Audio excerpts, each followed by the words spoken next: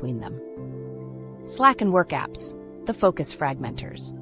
After dealing with Twitter's outrage machine, you might think your work apps are at least on your side. But what if they're actually more disruptive to your brain? That innocent-looking notification from your boss could be costing you nearly half an hour of focused work. And honestly, most of us have no idea how bad it really is. Remember when email was supposed to make work communication faster and more efficient? Well, Slack and Microsoft Teams were marketed the same way. Tools to streamline collaboration and boost productivity. But they've created a constant state of partial attention that makes deep, focused work nearly impossible. Research from the University of California reveals something alarming. After an interruption from a notification, it takes an average of 23 minutes and 15 seconds to regain your previous concentration level, even for the tiniest Slack ping that you glance at momentarily. Your brain can't instantly snap back to that complex problem you were solving. You know when you're right in the middle of figuring something out, and that notification sound interrupts you? Even if you ignore it, part of your brain wonders what it might be. This is attention residue, like a coffee spill that continues spreading across your mental desktop, making everything sticky and distracting.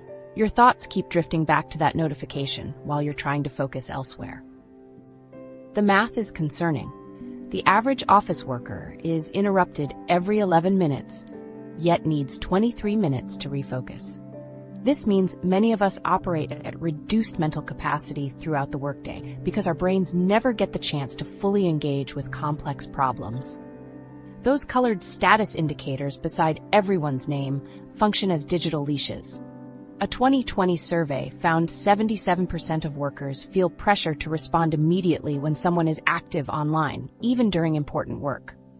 These presence indicators create social pressure that makes you feel constantly available.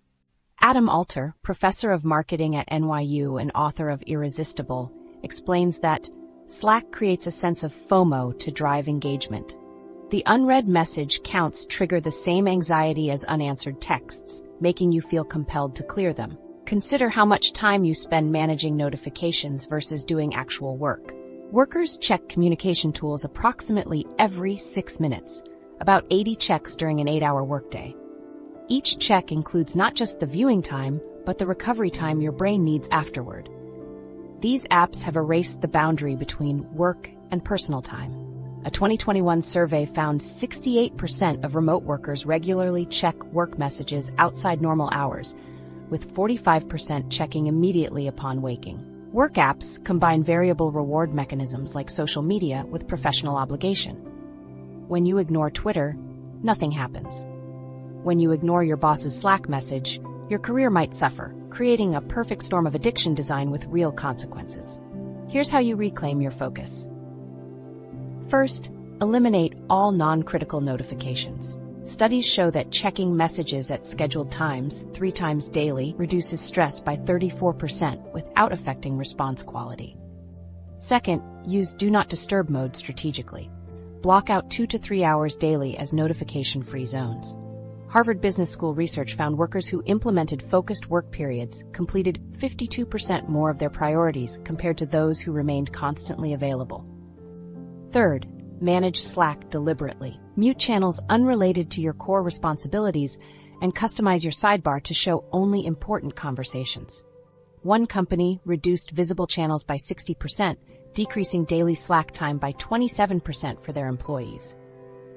Fourth, set clear communication boundaries. Tell your team when you'll be available. I'll be checking messages at 10 a.m., 1 p.m., and 4 p.m. today while working on the Johnson project. This gives you permission to focus while managing response expectations. Fifth, create physical separation between work and personal technology. When work stays on your work laptop and that laptop closes at 6 p.m., you establish a clear boundary. Sixth, use the Mark as Unread feature strategically for messages that don't need immediate responses, allowing batch processing during that designated communication times. For leaders, this is crucial. Model healthy communication behavior. If you send midnight messages, your team will feel obligated to respond at midnight too. Teams with managers demonstrating clear work-life boundaries report 29% higher job satisfaction and 26% lower burnout rates. What made a huge difference for me was implementing the Pomodoro technique with my Slack usage. I work intensely for 25 minutes with notifications off, then take a 5-minute break to check messages. This structure reduced my daily Slack time by almost 40% while improving my response quality. By implementing these specific strategies, you transform from being constantly reactive to strategically responsive, allowing your brain the space it needs for deep, focused work again. News app.